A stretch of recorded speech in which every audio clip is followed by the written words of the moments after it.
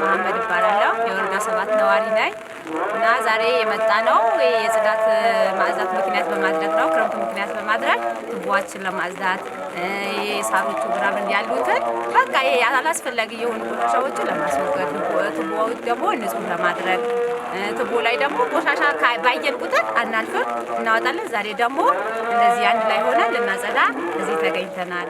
በደንብ መጽዳት አለበት፣ ክፍት መሆን አለበት። ክፍት ካልሆነ ደግሞ ብዙ አደጋ ይፈጥራል። ቱቦ በተዘጋ ቁጥር ወደ ሰው ቤት ይገባል እና አደጋ ይፈጥራል። አሁን ብዙ ቦታ የምናያቸው አደጋዎች ደግሞ በዚህ ምክንያት የሚፈጠሩ ናቸው እና ልጆች በጎርፍ የሚሄዱበት ምክንያት አለ። ግን ቀጥታ ቱቦ ክፍት ከሆነ ቀጥታ ነው የሚሄደው፣ የሚያመጣው አደጋ የለውም።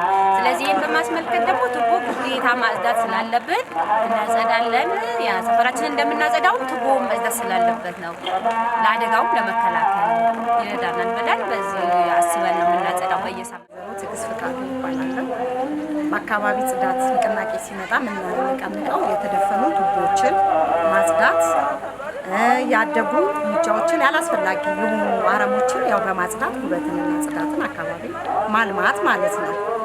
እሱም ጥቅሙ ምንድነው? በዋነኝነት አንድ አላስፈላጊ ያደጉ ሙጫዎች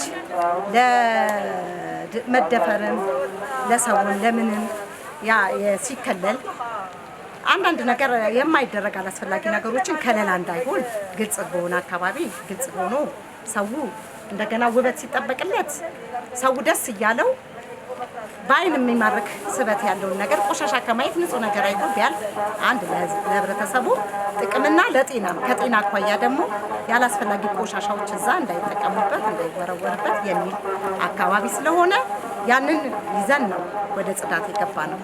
ሁለት ደግሞ በማስቀጠል ቱቦዎች ደግሞ አላስፈላጊ ተፈሳሾች ማስወገድ ሲችል ያንን እየደፈነ ወደ ቤተሰብ ወደ አስፓልት እየወጣ ለመኪና ያው አለማተላለፍ ቱቦ ጎርፍ በሚሄድበት ሰዓት ስለሚረብሽ ያንን ቱቦዎች ንጹህና ክፍት ቢሆን ውሃው እንደ ልቡ እየተሸረሸረ ይሄዳል የሚለውን ግንዛቤ ተጨብጠን ዛሬ ላይ እዚህ ተገኝቻለሁ ማለት ነው።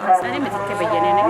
የዚህ አካባቢ ነዋሪ ነኝ። ወረዳ 7 ያው ጎርፍ ምናምን ስለሚጋለጥ ለልጆችም ለማንም ጠንቅ ስለሆነ በሳምንት አንዴ እናጸዳለን። ለአካባቢያችን ጥሩ ነው። ለልጆቻችንም ሽታ እንዳይኖር በሳምንት አንዴ ቅዳሜ ግድ ወጥተን እናጸዳለን። ህብረተሰቡን እንቀሰቅሳለን። ሁሉንም እየቀሰቀሱ ደንቦቹ ይመጣሉ ከኛ ጋር እያጸዱ ነው። ያው ቱቦቹ እንዳይዘጋ በየቤቱ እንዳይገባ ጎርፍ ምናምን አካባቢን እንዳይዘጋ እና በየሳምንቱ ቱቦን እንከፍታለን፣ እናጸዳለን። በዶማ እያመጣን እንቆፍራለን፣ እንከፍታለን ቱቦ እንዳይዘጋ።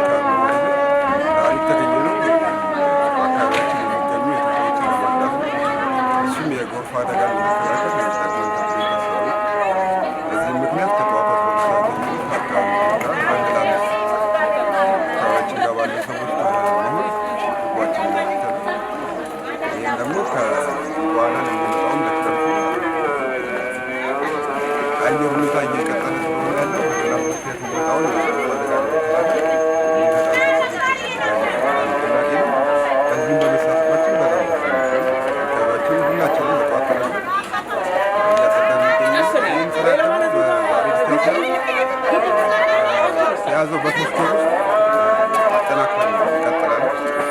እዚህም የቆፋ ቁርጠኛ ሆነን